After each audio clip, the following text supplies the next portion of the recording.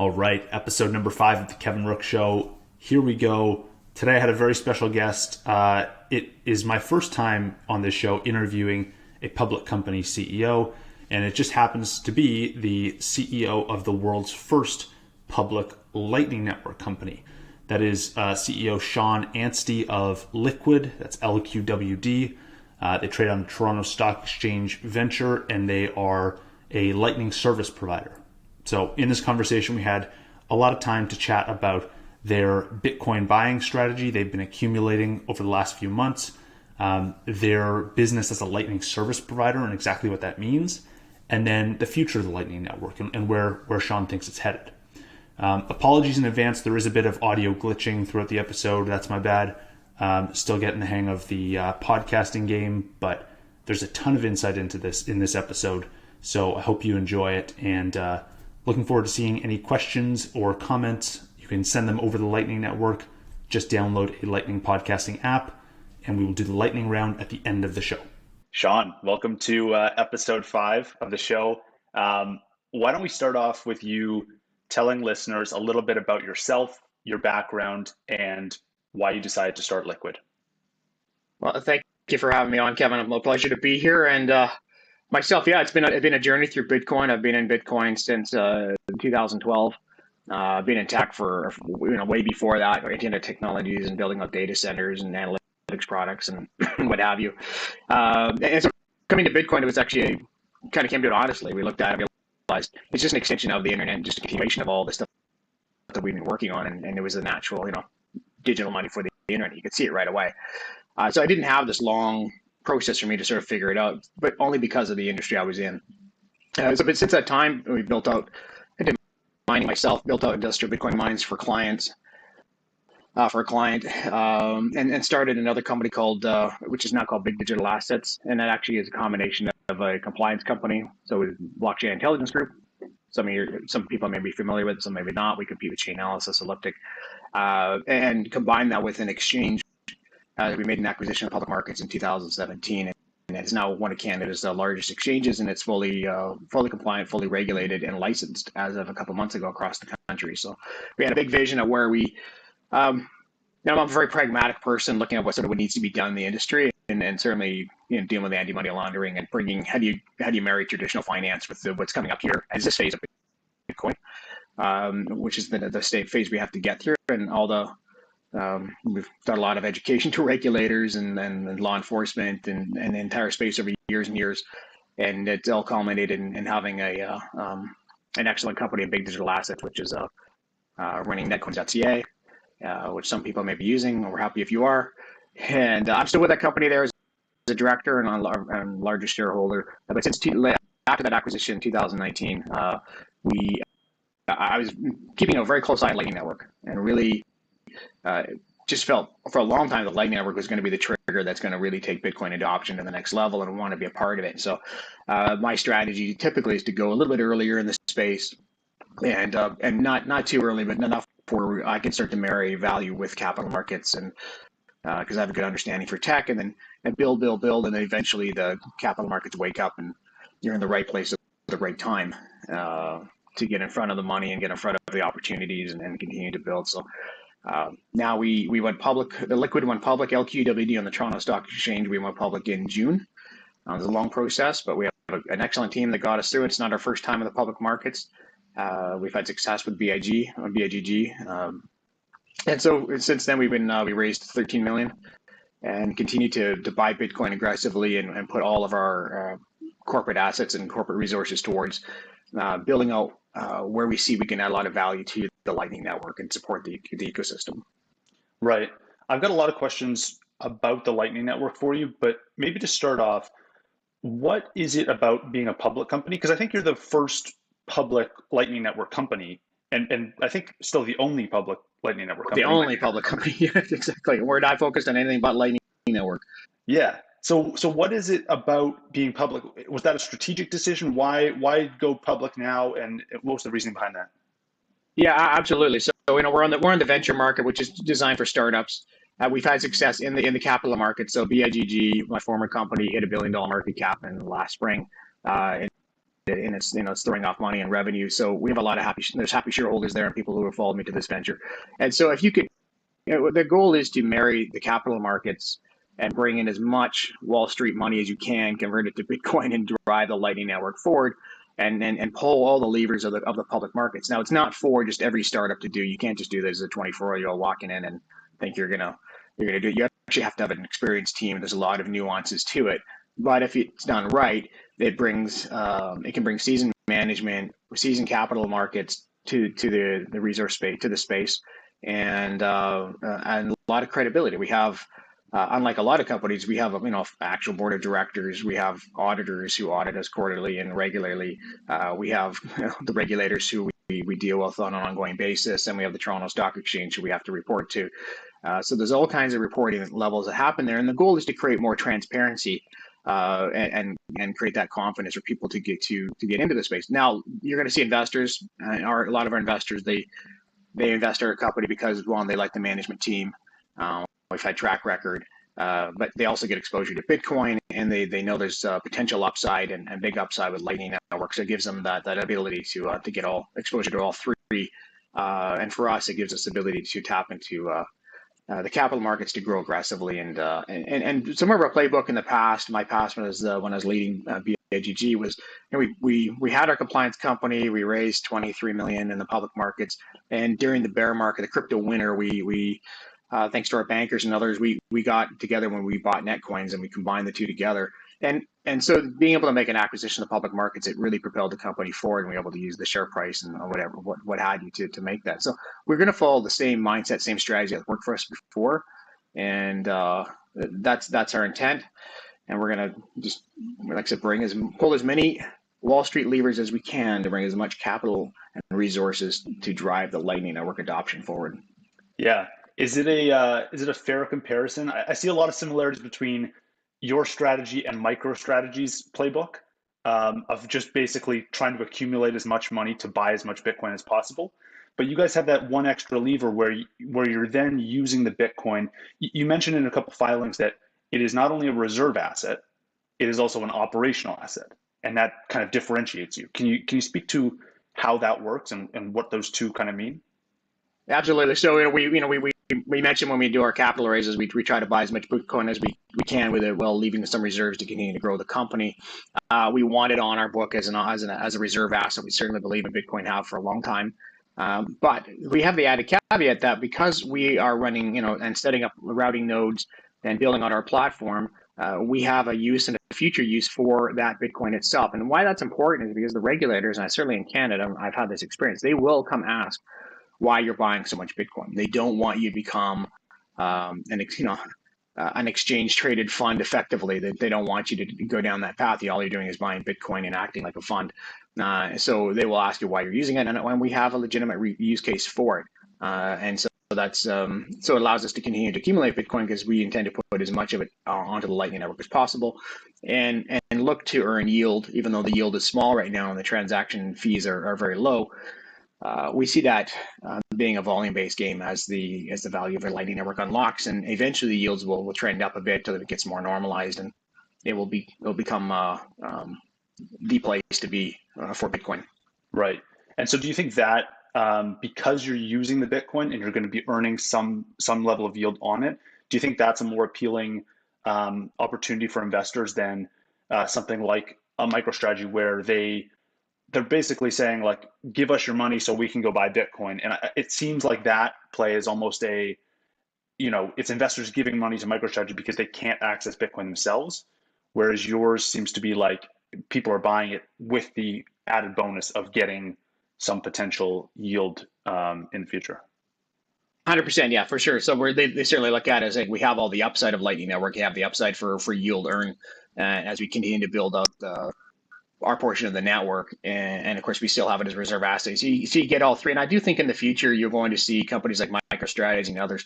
There's going to be demand from shareholders to earn yield, and so we are looking at the possibilities of opening our platform up later on, where we can absorb Bitcoin from other institutions, other companies, and help share in the yield, and then allow us to put more Bitcoin to work on the network and give them some kind of a yield-based product back. And that's something we'll take some time, because we'll have to work with our auditors and legal on that. terms of how we can get that done. But we see that as a possibility in the future for sure. And I see shareholders absolutely demanding that they're going to get some yield if the yield is possible. Now, I see that the yield on Lightning Network, it's very similar to like a money market fund. So it's very low. But when we look at risk, there's no direct counterparty risk in the sense that you're lending it out to an individual. There's technology risk and other unknown risks in terms of where the tech could go, but you don't have that direct lending risk where you're based upon somebody's credit and where it could be. But as the network matures, I think we're going to see a lot more of that. Right. So let's talk a little bit about the operational side of the business here. How has this evolved over time? The moment you decided you wanted to build on the Lightning Network to today, how has your thinking about the network evolved, and you've obviously seen incredible growth in the last few months. Has that changed the business at all? I'd love to hear more about that. Has a little bit. I mean, we have our platform as a service, which allows companies to get on the Lightning Network very easily, and we've rolled that out, and we're continuing to make it more enterprise. We made a deliberate decision to make sure it's focused B2B. We're not interested in just general consumers or developers. We're very specific. Our first client, of course, is the one I'm connected with, which is Netcoins. We announced Netcoins coming onto our platform, an agreement with them, and at some point they will integrate Lightning Network, and what they want is our platform and our APIs and connect it to our routing and liquidity. And we make it very easy. So that's a kind of company that can generate lots of volume.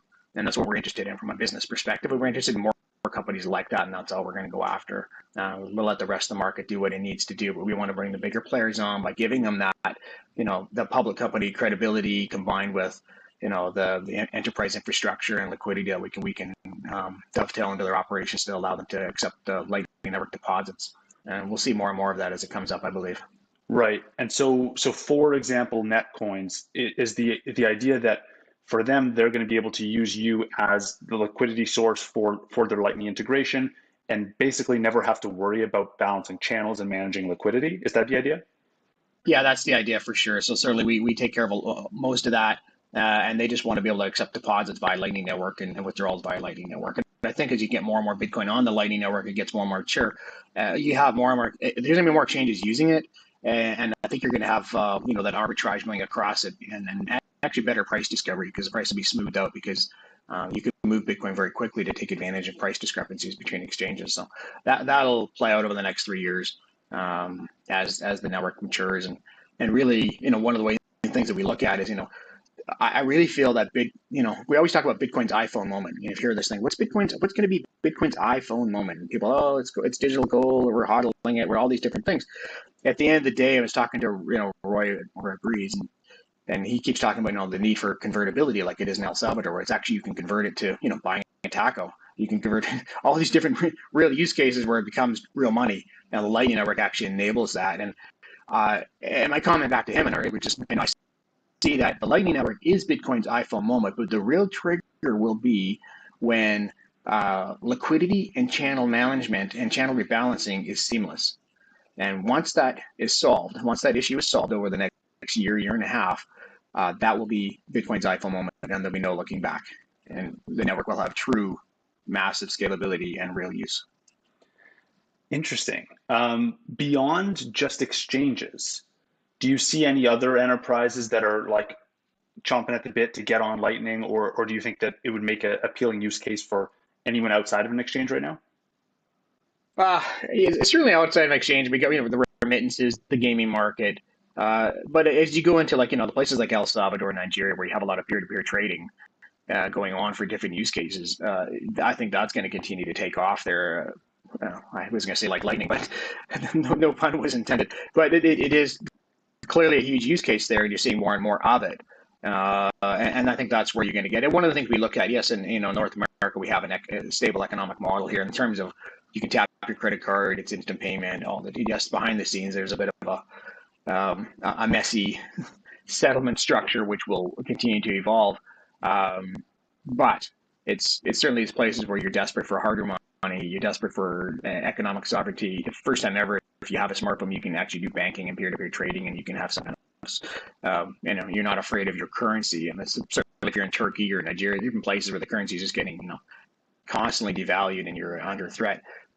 Bitcoin is not volatile. It's actually it's a safe place to be, and you want it at all costs. So that peer-to-peer trading over Lightning Network will continue to take off in those kind of places. And do you think that over time, this retail audience or this like peer-to-peer audience will eventually migrate to something like a liquid? Maybe not, if you guys are enterprise focused, but something like that to manage liquidity, or what are your thoughts on No, I don't think the retail will so much for that. Yeah, if we had a retail facing wallet, perhaps, and certainly we're open to acquisition ideas. We've said that before. If that ever came up, we'd look at that space. We're focused right now strictly on B2B, and empowering other companies that are facing consumers to that. So we know where the volume is, and we provide that back end, and um, it does control how much support we have to provide. If we're not a specialized hosting company with 1,000 clients at $5 a month, where you still have to have 10 people on staff. We just want to deal with the bigger players and certainly let the consumer market play out. But like I said, in the future, you never know. As a public company, we'll look for our strategic acquisition where it makes sense, and we may get into that. But it would have to be a pure play on the Lightning Network. right? So for Lightning service providers, I'd love to kind of dig into the revenue and like how this turns into like a business and grows as the network grows, right? Like, is it do you view revenue on the Lightning Network as like earning from routing fees, or is it more going to be a SaaS based model where you're kind of like earning recurring subscriptions from customers? Actually, a little bit of both. I mean, I really care about routing fees more than anything initially, and we care about the size of our footprint on the network. So we'll actually have part of we did our targets and goals yesterday, our updated targets and goals in terms of what percentage of the network could we actually be, and where we're heading to, how much Bitcoin we have to deploy it. I think our current 150 Bitcoin represents 5%, but eventually we intend to acquire more and more and be a bigger part of the network, and we see the fees normalizing. So we actually see that part of the business being very important because as it grows, as the Lightning Network takes off and has its double, triple digit growth and then some, and then it's compounded, that's the kind of thing where you just add gasoline to your network and you simply have massive revenue and transaction volume acceleration. That's what we're looking for. The platform as a service, yes, there's a SaaS model there, and we kind of look at Infura, for example, Infura over on the Ethereum network, where they have a really really great API. A lot of people use them, and they charge enterprises $1,000 a month for all these services, and then some, and you can start to see how some of the numbers add up there to create sort of a baseline revenue and sort of a consistent revenue you can keep off of. But I see the catalyst being routing fees, and certainly the network going to where we feel it's going, being that Bitcoin iPhone moment, where the transaction volume will massively accelerate at some point. That's where we want to play. How about something like a lightning pool? For anyone listening who isn't familiar, service for basically nodes to lease liquidity to other nodes that need inbound capacity. Right now, I actually saw a dashboard the other day that said like the APR on lease is right around 5% right now. Do you think that is a market that Liquid wants to participate in? Is that something that Liquid builds on its own? Is this relevant to you guys? No, I think we definitely with Lightning Labs, their pool there. I think we have intentions of participating, and we will buy channels and sell channels. We're getting into that market, and we've already sort of dabbled into a little bit and had some discussions with other people in the industry who run these things. I don't see us necessarily running our own pool, but certainly if we have enough routes, enough liquidity, enough channels, then we can be in the marketplace as an anchor tenant, and on either buy and sell. So that's certainly a part of our future. We can see that coming, and it's definitely one of the solutions that will help make liquidity and channel rebalancing seamless for the future. And we'll see that tech continue to morph itself out, and that liquidity and channel balancing issue will be resolved at some point in time, and it's going to be a big thing for the Lightning Network. Yeah. Now, I run a node at my place, a little Umbrel kind of DIY node, and to me, the process of like liquidity management, opening channels and closing channels, it's a bit of a black box. Like I feel like I'm guessing. I feel like I don't know what's going to happen. I wake up in the morning, I routed a bunch of feeds. I just don't. There's no way for me to predict what's going to happen. It feels very difficult to grasp and to head in a particular direction. Like, how do I grow my node, right? So how do you think about that? With this, you've got 150 Bitcoin now at Liquid. You're moving someone to the Lightning Network. You're establishing nodes. What's the thought process you're using to figure out where to deploy that capital? I mean, certainly, we look at initially the kind of customers we want to bring in and make sure that we're connected to if they have their own, they're using our system and routing through us and connecting to other major nodes where they want to transact to. So we maybe look where their clients are actually sending to and from. That's a big thing. We did announce a few weeks back that we're building in liquidity, helping provide liquidity to Breeze, as an example. That's public information. So we're actually working with those two teams are working on Telegram and directly setting up so that they can get liquidity through our network for the users as they need it. And those are the kind of things that we see playing out there. But in terms of where it will go, and as the network matures, right from our analytics background, we'll continue to gather what data we have, which is open and non-user identifiable, just network information. And ultimately, we want to try to build, some type of, I hate to use the word AI, machine learning, but certainly we want to use some dynamic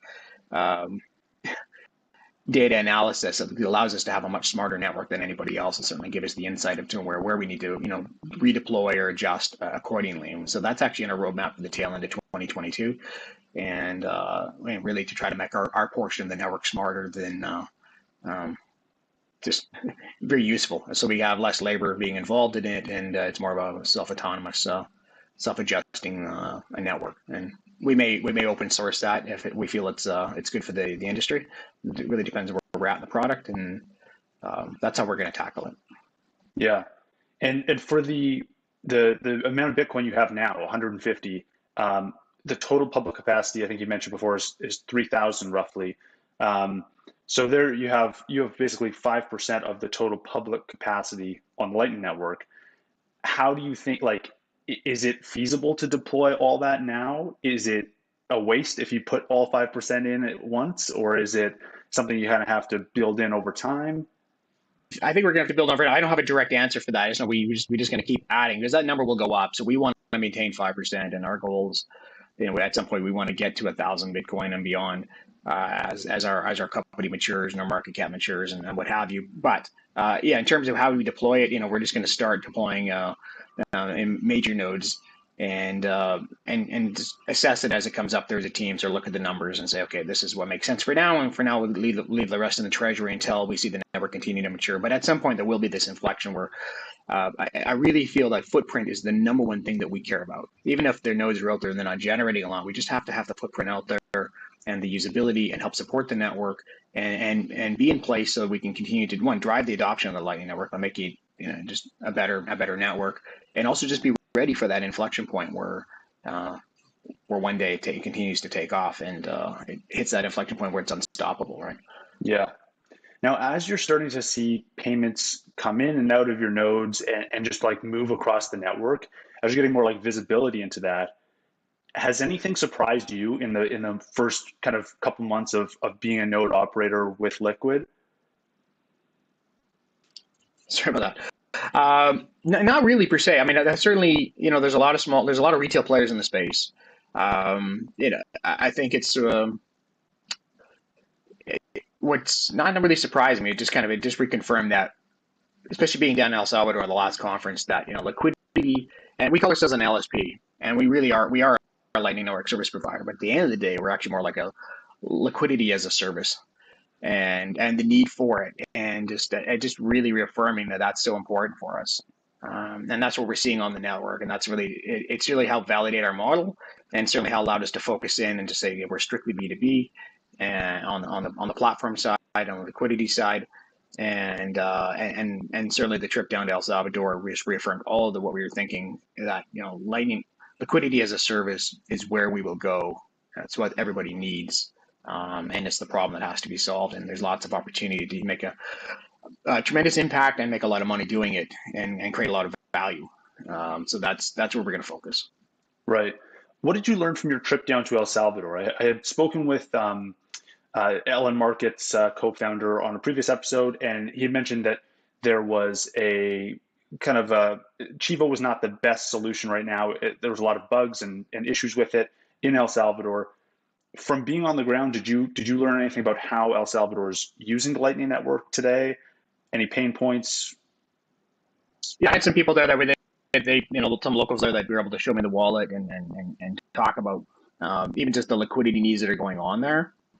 I still think it's just amazing that they've had 3 million downloads, and yes, they've had issues, but it's been pretty amazing you can roll that many people that quickly on a network, and it's actually worked fairly well. I have no doubt that it'll continue to improve, and hopefully at some point they'll open source more of their their liquidity provision and where else is going. But I think right now they're just trying to keep it settled down so they can maintain a um, mature that product and what have you, and know how their wallets will come to play within the network itself. And so I don't really have much to say beyond that. Just to, it's a big job. I can only imagine having practically an instant rollout of 3 million people within a short period of time, and trying to hand on a network which is still not at its point where it's a mature network yet. It's still early days, and relatively early days. It's getting more and more mature all the time. So um, we used it to buy beer, used to buy different things down there. It was definitely exciting to see Lightning Network as it's being used in the sort of self sovereignty money, and the education down there for people. They're some like it, some don't like it. There's certainly a lot of unknown, a lot of questions. They've been sort of dropped into the middle of Bitcoin. For anybody who's been in the Bitcoin experience, it may take you some time to figure out the value and what it's all about. Some faster than others, but certainly there's a lot of people there that still have a lot of questions. Yeah. Yeah, no doubt. It's been really impressive to watch how El Salvador has kind of gone from 0 to 100 on this. And I think still to this day, I've been checking App Store rankings for a while, and for at least a month, maybe more since El Salvador launched Bitcoin as legal tender, Achivo was the number one wallet or number one app in the entire App Store. Like not just finance, it was like across the board the most popular app. So definitely got a lot on their plates over there. I have a question about how you see kind of Lightning custody working. Like, do you think that over time people will primarily be using custodial services? Will it be non-custodial? Is it a mix of the two? What's your thinking like on that issue? Yeah, so I mean, certainly a mix of the two. And some people just they don't care if it's decentralized or not. They just simply it works. They don't have the knowledge. But we really see the long term future as decentralized. We're definitely in alignment with the way that Reese thinks about the network and Roy and the team there. It is the future, especially for um, developing nations where you want to have self sovereignty and you want to get away from the currency which is eroding daily. You need to have the decentralized self. So that is the future, and it's going to be the future. Ultimately, the Lightning Network um, it is the future payment and banking rails of the world, and a lot of stuff's going to be built off of it, and it's going to give Wall Street. And this actually gets down to some of our philosophies, and when we talk about Bitcoin, and we talk about we get asked. I've been at lectures, and I like to ask the one question, what is very simple? What is Bitcoin? And you always get the same answers. I was like, oh, it's a value network, it's a payment network, it's a transfer network. Well, it's being used for those things, but actually, those answers in some ways are incorrect. At its core, Bitcoin is a trust protocol. It's the trust layer to the internet. It's layer 8 to the 7-layer OSI stack. And if you understand that and you start to look at it from that perspective and realize that trust is its first use case. I mean, trust is what it actually is. Money is its first use case and a massive use case, just like email was a tremendous use case in the 90s and the first iteration of the internet. And it's gone way, way beyond that. And same thing will happen. Bitcoin will go way, way beyond that as it affects trust around the world. And we use this trust network not just for money, not just for payments, but also for anything requiring digitized trust, whether it be land deeds and real estate and voting, what have you. But it's going to actually affect the world in that perspective, is because you have now an open trust blockchain, a morally agnostic trust protocol that's running around the world. And money at the end of the day, money's trust, right? So we see this, and I in terms of trying to get my book wrapped up. It's called Trust on the Rise of Bitcoin. Not to promote it here, but in there we have the concepts there that why is the world mired in some of the problems we have right now? Like we have these problems, the same countries and the same problems the last 50, 60, 70, 80 for as long as I can remember, and ultimately it gets down to corruption, and they have a lot of corruption in their countries. and nobody can get ahead there unless you're really corrupt. And then if you send money in, often it gets siphoned off and stolen and doesn't go to the right places. And how do you actually correct that? And this actually gets down to one of my other theories is called intellectual imperialism. So imperialism never died, never went away. We just morphed into strip mining intellectual capacity from developing nations by offering them a better life in Canada and America. And we take their best and brightest, and we leave them with their third stringers and not their best and brightest. And one of the reasons they come over here is because they know they can get ahead because it's not as corrupt and it's a much more level playing field with democratic governments.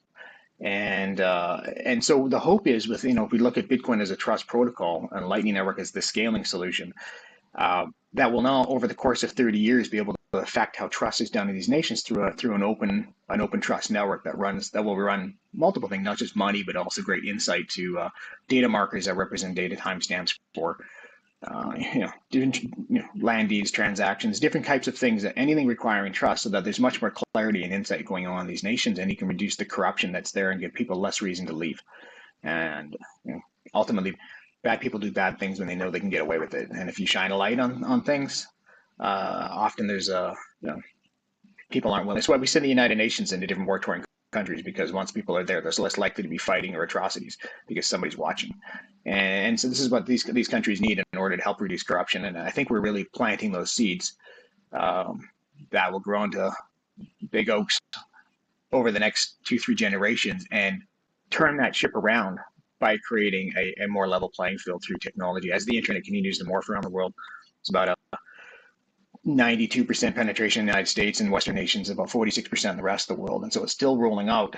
And this everything we see here, Bitcoin, and is just a continuation of the revolution of the internet that was started in the 50s and really morphed into the web as we know it, and continuing forward. So yes, we have the big hope about how we're going to fix the money, fix the world, but we can go beyond that and fix trust. And actually change these nations and raise them up the corruption index so that they have less corruption and change their fortune. So that's part of the motivation we get up in the morning. Yeah. Do you have any predictions as to which country may be the first or the next after El Salvador to step up and kind of like embrace Bitcoin and embrace this new kind of trust layer? I'd have to say another Central American country, because they're all looking there. I think what I've heard there is, the president of El Salvador is very popular in other countries around in the area. So you could have Nicaragua or Guatemala immediately trying to get into the space that they see it, and they could just continue to. So it would seem natural if their neighbors, if they see success, they're going to want that success too. And so that would be where my money is if I had to bet, which we are, but certainly Nigeria is a possibility, and other nations down there in Africa are a possibility as well. But I'd have to say neighbors to El Salvador are the ones that are going to first catch the Bitcoin fever and allow it to spread. Interesting. I got another couple questions for you on Lightning specifically. So from my perspective, when I just listen to what people are talking about on Twitter, it seems like there are a couple of main schools of thought as to how Lightning nodes are going to work in the future. One being that this is going to be like a hobbyist thing, that if you want to participate and run your own node, you can. You can do it from home. You can do a little Umbrel setup, but maybe it's going to be a niche thing, and it's maybe not going to be for everyone, and maybe the kind of motivation there is profit from routing fees or something like that. And then there's the other kind of school of thought that is like, no, we can put a node in every home in the same way we put an internet router in every home. And we're starting to see some of the Umbrel updates lately have been geared towards not just a Bitcoin node, but more of like a personal server, and becoming like a hub for storing all your data and value. How do you think about nodes over time? Is this something that grows to where everyone has one? Is this something that Liquid participates in? Or is this something that is kind of going to be confined to a more niche hobbyist audience over time? Yeah, that's a good point. I like Umbrel, by the way. I run it on one of my Linux machines at home. It's very cool, and it's certainly it appeals to the hobbyists and the technologists that are there. But I do see as you have, you'll probably have a hybrid. People will continue to run it, just like Bitcoin mining. If you liked it before, you're probably still running it at home, or maybe you're part of a pool. But ultimately, it became, the domain of, serious companies that are in the space. And of course, that's because of proof of work and the kind of hash rate and capital that's required with it. And the Lightning Network doesn't necessarily have that.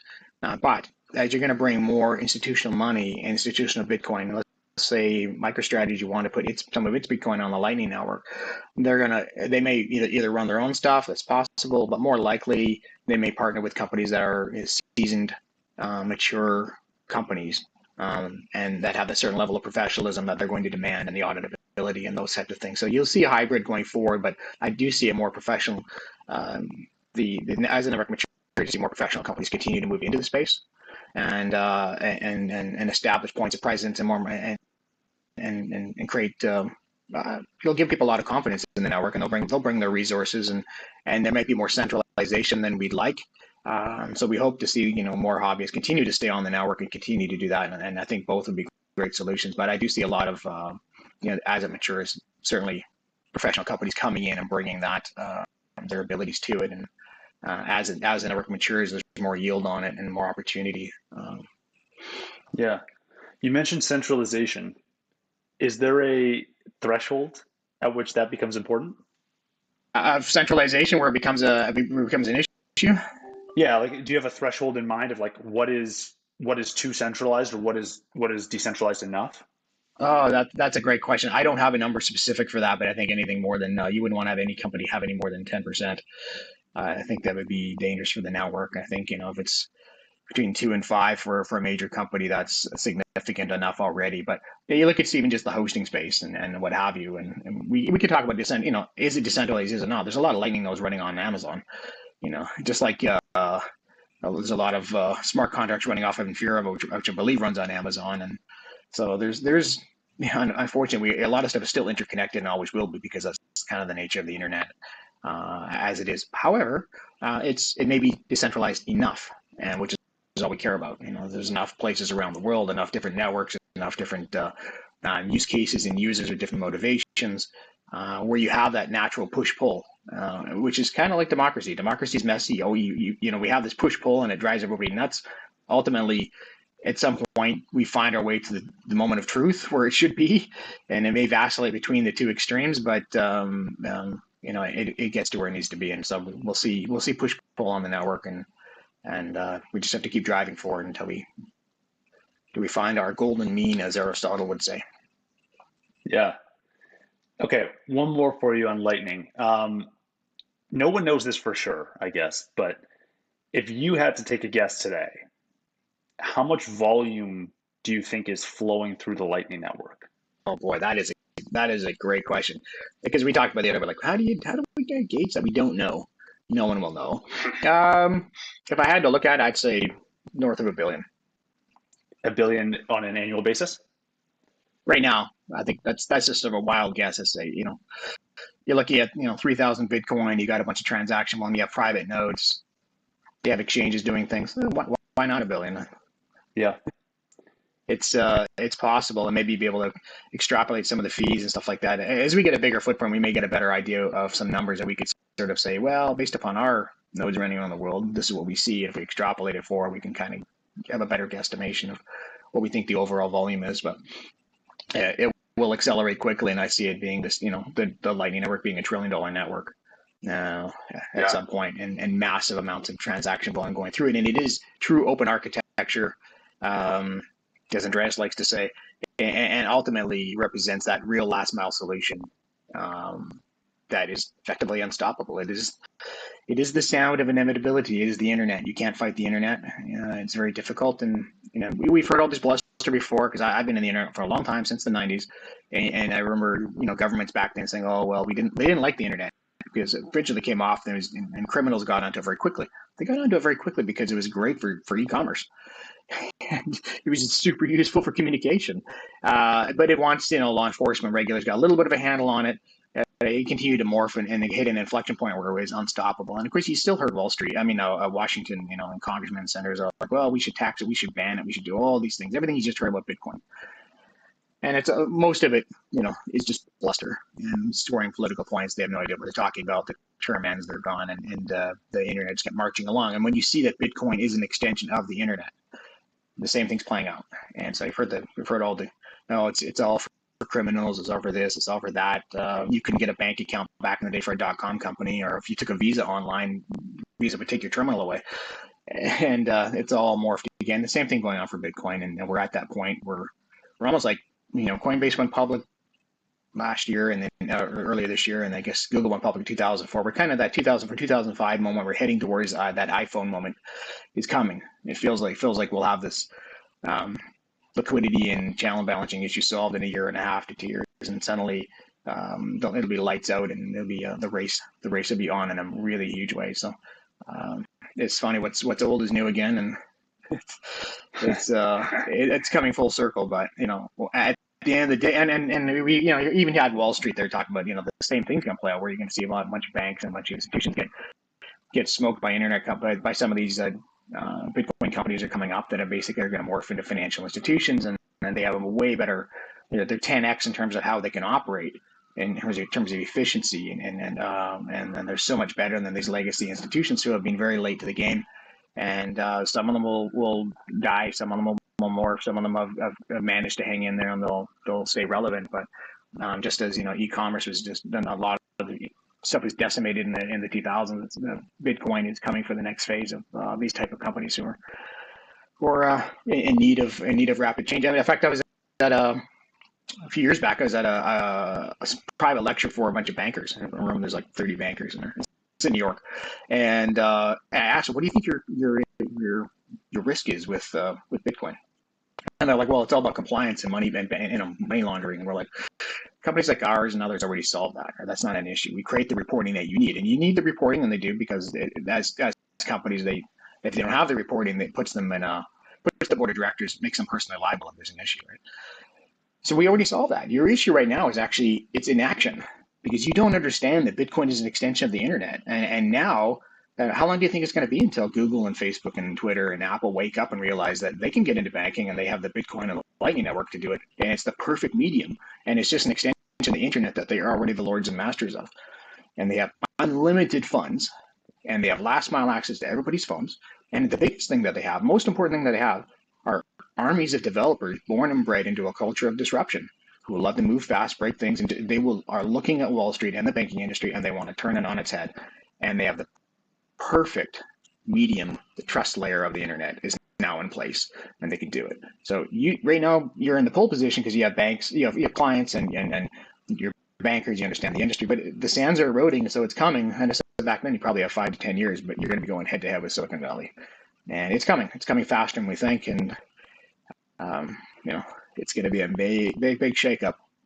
But we'll sit in the middle there as Liquid LQwD, and we're going to sit in the middle there and provide liquidity and build out our stuff there, and let them all use the Lightning Network, and we'll just take our fees along the way. So that's our objective.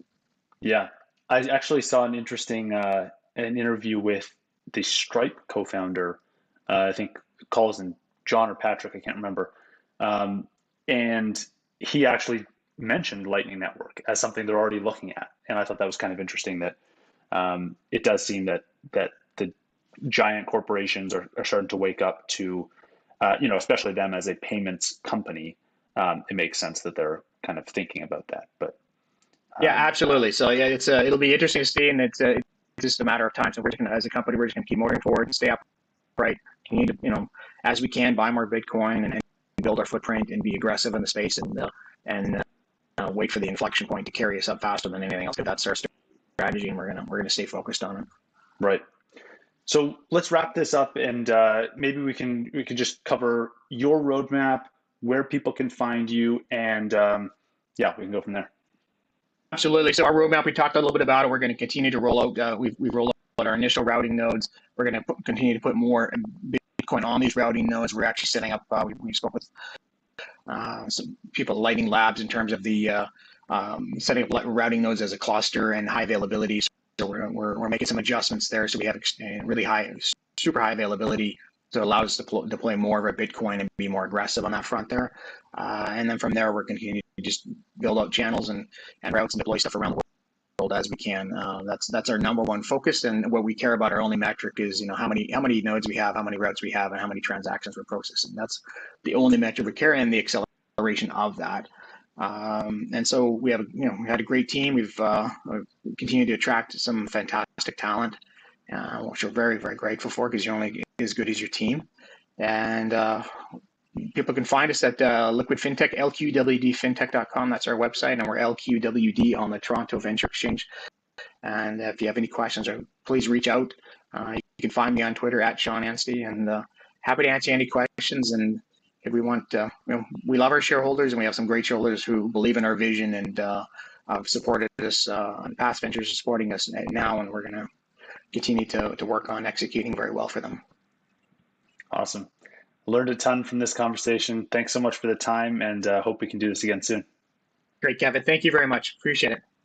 All right. Welcome to the lightning round. This is your opportunity as a listener to send in any questions, send in any comments, suggest guests for future episodes, whatever it is. You can send messages over the Lightning Network using any Lightning podcasting apps like Fountain. There are a few others. And I will read off all those questions on the show in this segment. It's only been about 3 days since I posted the last episode.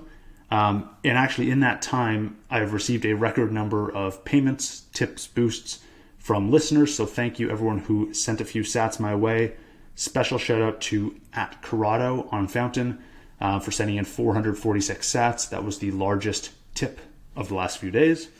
And throughout the last 60 or so payments, there were no messages for the last few days. So I thought I'd do something a little bit different and just give a quick shout out to a Lightning app that I've been using quite frequently in the last few weeks.